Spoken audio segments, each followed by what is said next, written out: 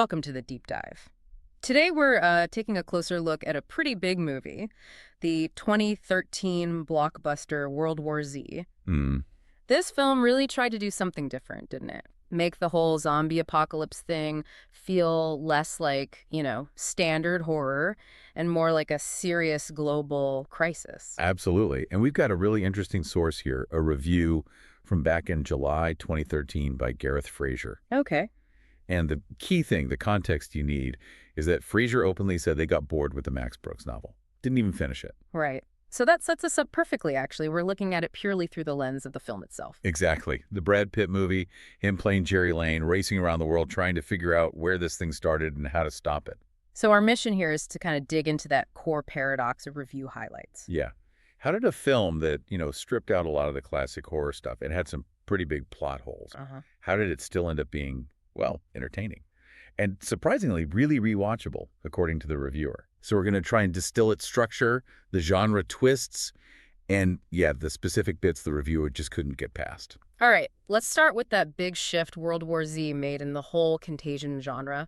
It really begins with the zombies themselves, or, well, the infected. Yeah, the source review points this out straight away. The speed. That's the #1 difference. Right. These are absolutely not your stereotypical plotting, shuffling zombies we were used to. No way. They run. They're incredibly fast, almost unnervingly so. But here's the fascinating thing the reviewer noted. The trade-off. Exactly. They made them super fast, moving away from that psychological dread of slow zombies, the creeping inevitability. Right towards pure spectacle. But the reviewer felt that even with all that speed, the actual chase scenes weren't really on the edge of your seat, not nail-biting. Which is weird, isn't it? You'd think faster means scarier chases. Yeah, it suggests maybe the speed didn't translate into, genuine emotional terror. When they move like a giant wave, the CGI spectacle, you maybe lose that connection to the individual character's danger. It becomes more of an event you're watching. I think that's right. And that feeling of distance. Yeah. It's backed up by the lack of traditional horror stuff. Like what? Well, the reviewer mentions very little by way of gore and splatter. Almost no real jump-out moments. Okay, so it's deliberately sidestepping the usual horror playbook. Totally. It signals this isn't a horror film, not really. And it's not just pure action either. It's trying to be this serious, almost documentary-style thriller about a pandemic. And that attempt at seriousness, it's even in the language, right? They actively avoid the Z word. They do. That's why the review puts zombies in quotes. The film much prefers terms like infection, outbreak, plague, maybe viral mutation, clinical terms. Trying to ground it, make it feel like something that could happen, borrowing that gravitas from the book's style. Exactly. Like a global health report almost. But then, how serious can it really be when the core mechanic, the super speed infection, is, well, kind of ridiculous? The reviewer picked up on this, right? Oh, yeah, that's the central contradiction, isn't it? We can buy into a global pandemic spreading fast. That feels plausible. Sure. But the idea that getting infected suddenly gives you superhuman speed, Yeah. Hurtling down the street, that's where the reviewer got skeptical. So it wants realism in its scope, but needs total fantasy for its monsters. Precisely. And that tension kind of undermines the serious tone it's aiming for. It keeps bumping up against itself. That push and pull, realism versus fantasy, seems like the main challenge. They wanted the investigation, but also needed the big wow moments. And speaking of wow moments, the visuals definitely leaned into the spectacle, the scale of it all. Review mentioned those? Oh, yeah. The effects got praise. Those hordes, described as like a wave, a tsunami sweeping over the ground. Creates that image of an unstoppable force. Absolutely. On that macro level, showing the sheer size of the catastrophe, the film really delivered. Okay, so we've got a film trying to redefine the genre, full of these big, sometimes contradictory choices. How did they structure the actual story around Brad Pitt's journey?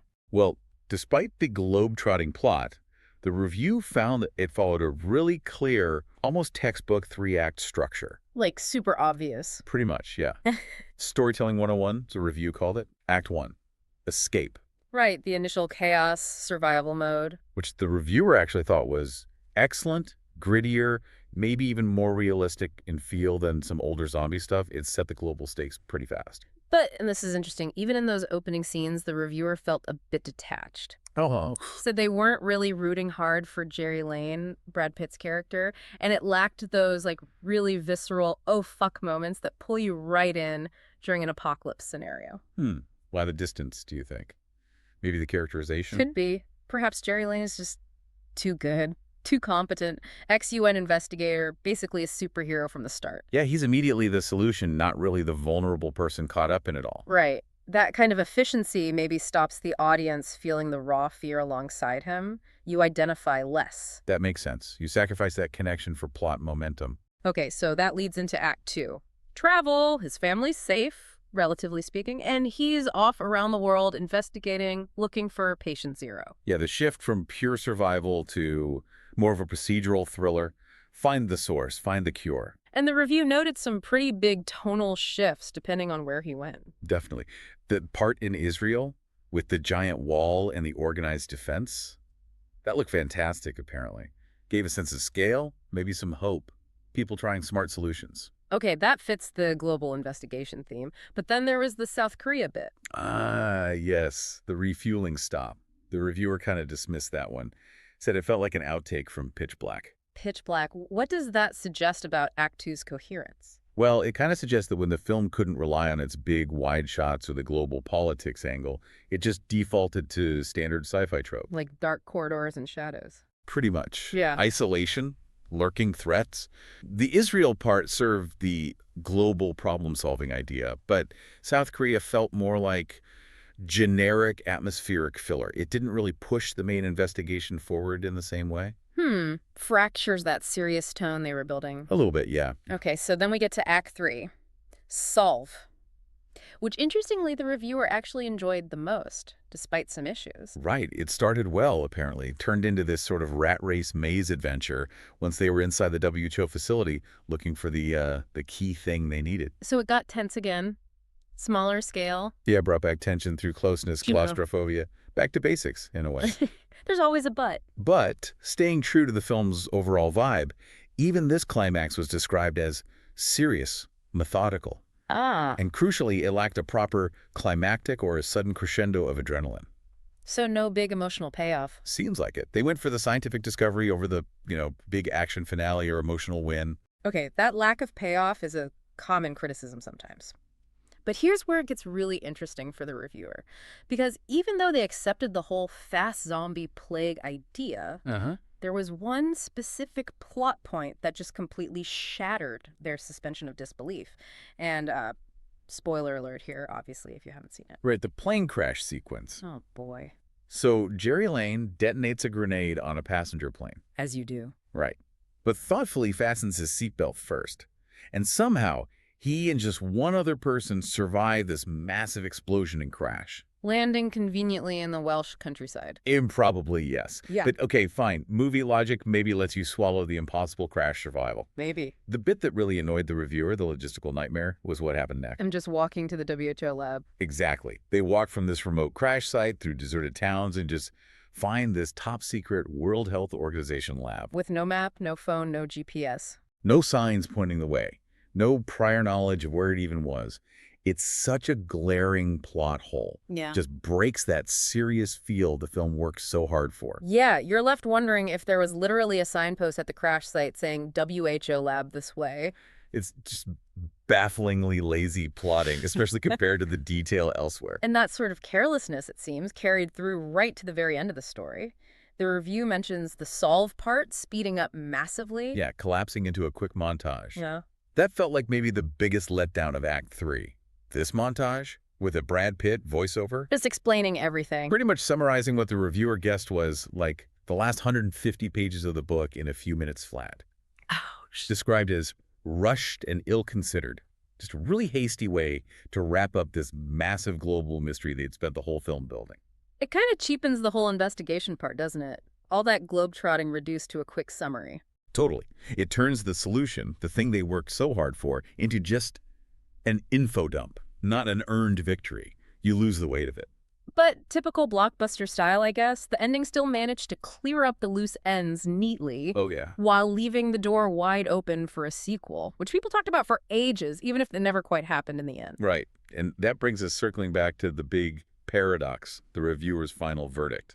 Because despite all these criticisms we've just talked about, not a classic film, rushed ending, that huge WHO plot hole, no real climax. Despite all that, Yeah. the reviewer didn't just tolerate World War Z. No. They actually said they could easily see myself watching this again and again once released to buy. Which is just fascinating, isn't it? That Yeah. huge gap between the acknowledged flaws, Yeah. the sheer rewatchability factor. Definitely. So, thinking about what this means for you, the listener, Yeah. the takeaway seems to be that the film's success, at least for this reviewer, came from treating the outbreak seriously, like a global event, not just horror, focusing on that spectacle, the investigation. But here's the final thought to chew on. If a film doesn't quite stick the landing, if it skips those big emotional moments, if it has plot holes you could drive a truck through, what exactly makes it compelling enough to watch again and again? Is it purely those amazing CGI effects, that clear, maybe comforting three-act structure, or just the relentless pace and scale of it all? It makes you wonder, doesn't it? Maybe in modern action movies, that technical polish, the sheer scale, the clarity, maybe that stuff overrides traditional storytelling virtues, like character depth or even strict plot logic for a lot of people. It succeeded as a big, spectacular action piece, even where it maybe failed as a traditional zombie story or a tightly plotted thriller. Perhaps that's it. A fascinating case study. Well, thank you for joining us on this deep dive into the surprisingly serious and definitely surprisingly rewatchable world of World War Z.